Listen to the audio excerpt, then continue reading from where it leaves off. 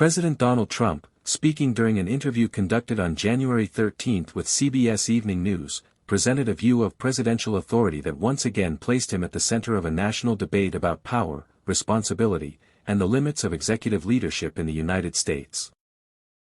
The interview, held in Dearborn, Michigan, shortly before the president delivered a speech focused on the American economy, touched on a wide range of issues, including domestic authority, constitutional limits, foreign policy crises, economic performance, political accountability, and public perception. Throughout the conversation, Trump framed himself as a leader guided primarily by personal judgment and moral conviction, while simultaneously acknowledging the formal constraints imposed by the U.S. Constitution and the judiciary. When asked directly by CBS anchor Tony Dokoupil about what limits his authority within the United States, Trump responded in a manner that immediately drew attention and sparked widespread discussion. He stated that his power is limited by his own morality, emphasizing that he believes himself to possess what he described as a very high degree of moral judgment. According to Trump, this internal sense of right and wrong acts as a primary check on his actions as president. He suggested that because he sees himself as someone who wants what is best for the country, he does not push his authority to extremes that would require intervention by the courts or constitutional challenges. Dokoupil, seeking clarification, pressed Trump on whether the Constitution and the judicial system were not the true limits on presidential power. The anchor appeared surprised by the initial answer and suggested that legal and institutional checks would be the more traditional response. Trump then acknowledged that, of course, the Constitution and the courts are limits on his authority, adding that this reality goes without saying. However, he returned quickly to his central point, arguing that because he believes in doing what is good for the country, situations rarely, in his view, reach the point where constitutional confrontation becomes necessary. This exchange echoed remarks Trump had made earlier in the week during an interview with the New York Times, where he was asked whether there were limits to his power on the global stage. In that conversation, Trump had stated that the only thing that could truly stop him was his own morality and his own mind. These remarks came during a period of heightened international tension, particularly following the dramatic capture of Venezuelan President Nicolas Maduro by U.S. forces and as the Trump administration continued to pursue controversial foreign policy objectives, including discussions about acquiring Greenland from Denmark. Critics of the president have interpreted these statements as evidence of an expansive and potentially dangerous view of executive power. Supporters, on the other hand, argue that Trump's emphasis on morality reflects confidence in leadership and a willingness to take responsibility for decisions rather than hiding behind bureaucracy or legal technicalities. Trump himself appeared unbothered by the criticism, maintaining that strong leadership requires decisiveness and personal accountability, especially in moments of global instability. During the interview, Trump also addressed the ongoing unrest in Iran, where large-scale protests had erupted against the government. These demonstrations, described as some of the most significant in years, had reportedly been met with increasing violence by Iranian authorities. Human rights organizations, including the Iranian Kurdish group Henga, reported that a 26-year-old protester named Irfan Saltani, who had been arrested in connection with the protests, was scheduled for execution on January 14. When asked about the situation, Trump stated that if the Iranian regime proceeded with executing protesters, the United States would take very strong action. While Trump did not specify what form such action might take, his statement was consistent with earlier comments he had made that same day encouraging Iranian protesters to continue their struggle. He promised that help was on the way, a message that appeared designed to signal U.S. support without committing publicly to specific military, economic, or diplomatic measures. Analysts noted that such language walks a fine line, as it raises expectations among protesters while also increasing the risk of escalation with the Iranian government. Trump's comments on Iran fit into a broader pattern of assertive foreign policy rhetoric that has characterized his return to the White House. From Venezuela to Iran to ongoing discussions involving global trade and strategic territory, Trump has positioned himself as a president unwilling to shy away from confrontation if he believes American interests or global stability are at stake. At the same time, these actions have fueled concerns among some Americans that the administration is prioritizing international conflicts at the expense of domestic issues. Addressing these concerns directly, Trump pushed back against the idea that he was overly focused on foreign affairs. He stated that his primary focus remains the United States and the well-being of its citizens, but he argued that global peace and stability are inseparable from domestic prosperity. According to Trump, ignoring international crises would ultimately harm the American economy and national security, making it necessary for a president to remain engaged on the world stage even while addressing issues at home. Economic issues featured prominently in the interview, particularly in light of ongoing concerns about the cost of living faced by many Americans. Trump defended his economic record and claimed that when he returned to office, he inherited what he described as a mess of inflation from his predecessor, former President Joe Biden. He asserted that under his leadership, the United States had experienced a dramatic turnaround, describing the country as the hottest in the world economically. In contrast, he characterized the state of the nation a year and a half earlier as economically dead. Trump also made a pointed political remark during this portion of the interview, suggesting that if Democratic nominee Kamala Harris had won the election, though Powell himself would not have a job.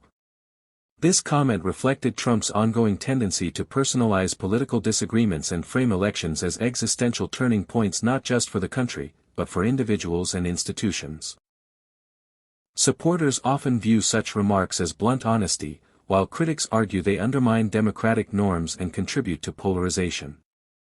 The interview also touched on the issue of political retribution and public perception, particularly in relation to an investigation involving renovations of Federal Reserve office buildings. The Justice Department had opened an inquiry into the matter, and Trump had repeatedly criticized Federal Reserve Chair Jerome Powell, particularly over the central bank's reluctance to lower interest rates. When asked about the optics of this situation and whether it appeared that the investigation was politically motivated, Trump responded candidly that he could not help how it looked. He went on to describe Powell as either corrupt or incompetent, a characterization that added fuel to an already contentious relationship between the White House and the Federal Reserve. Trump's critics argue that such attacks threaten the independence of the central bank, which is designed to operate free from political pressure. Trump, however, has long argued that the Federal Reserve's decisions have real-world consequences for American workers and businesses, and that elected leaders have a right, if not an obligation, to speak out when they believe those decisions are harmful. Throughout the interview, a consistent theme emerged: Trump's belief that leadership is fundamentally about judgment, willpower, and personal conviction.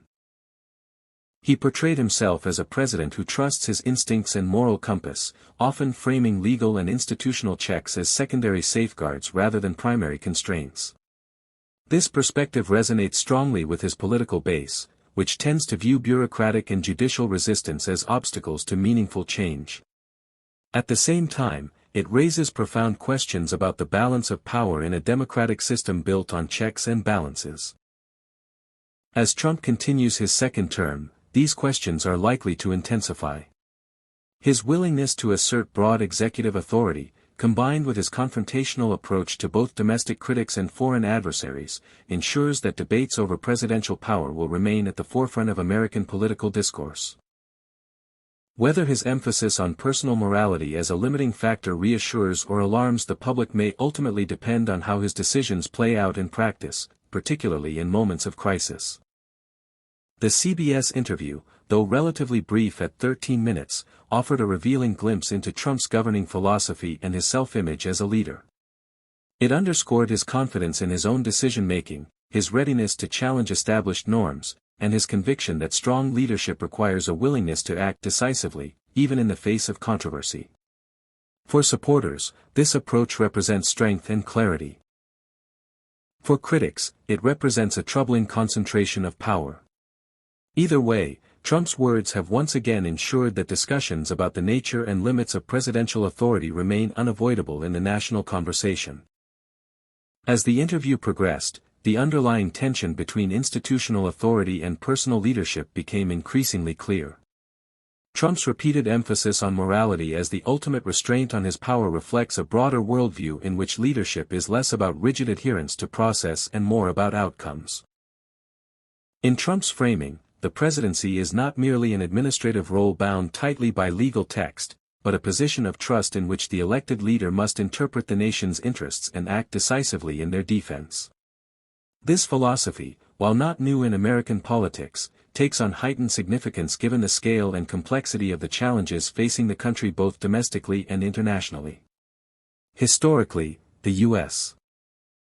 presidency has always involved a tension between action and restraint. The Constitution was deliberately designed to prevent the concentration of power in a single individual, drawing on the founders' fears of monarchy and tyranny.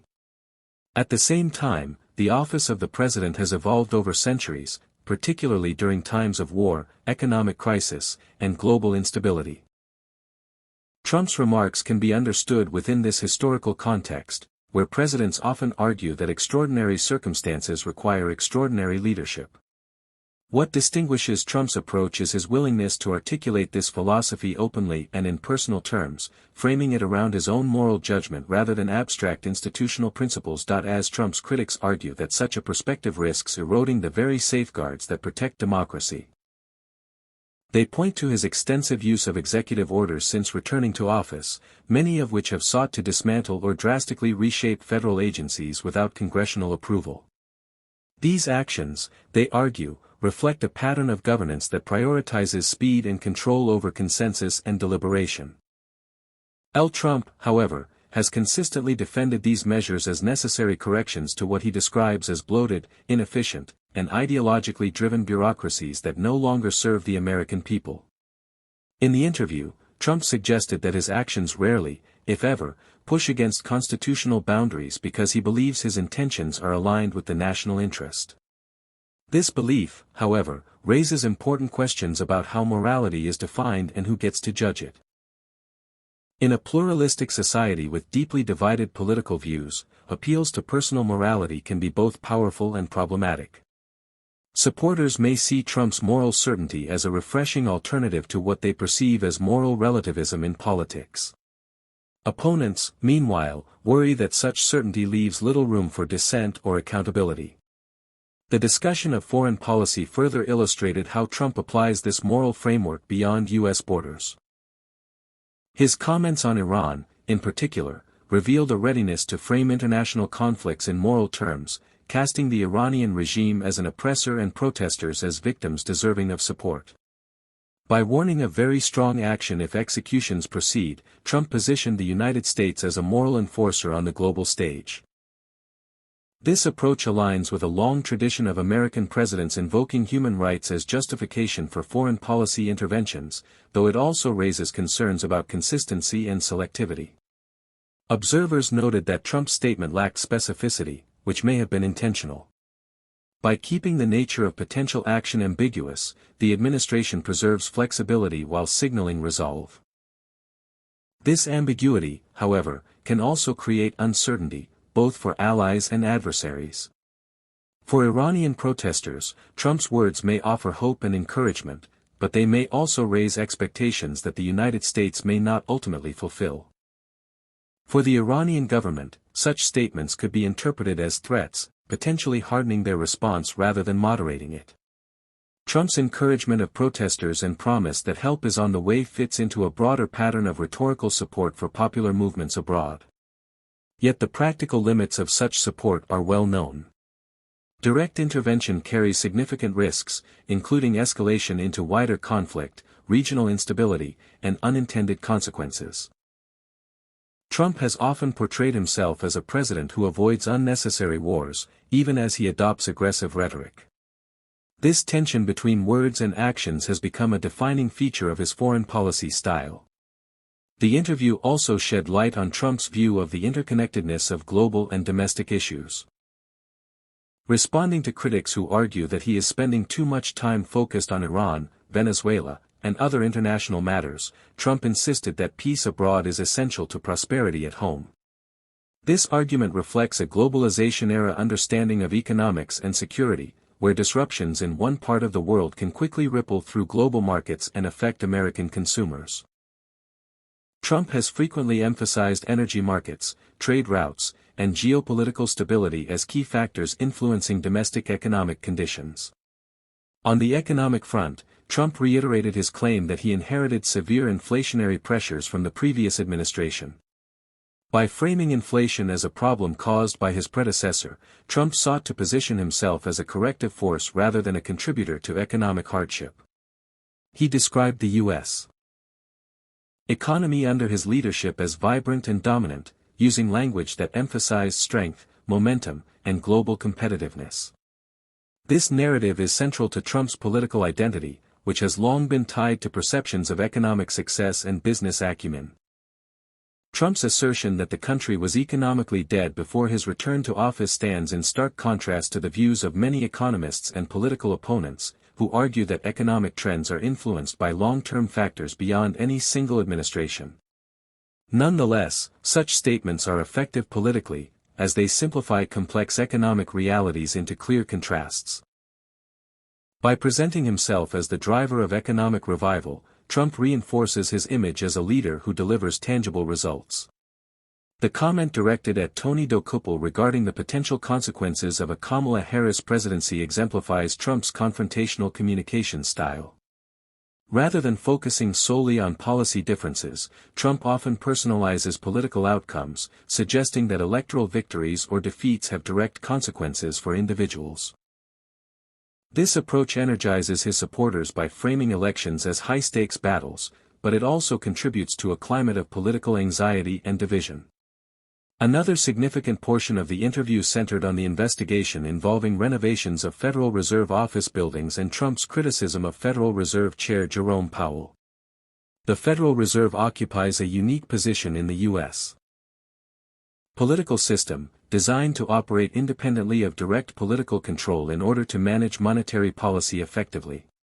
Trump's repeated public attacks on Powell challenge this norm and reflect his belief that economic policy should be more directly aligned with the priorities of elected leadership. When asked about the optics of political retribution, Trump's response that he cannot help how it looks suggests a willingness to accept controversy as an unavoidable byproduct of action. By labeling Powell as corrupt or incompetent, Trump framed the issue as one of accountability rather than retaliation.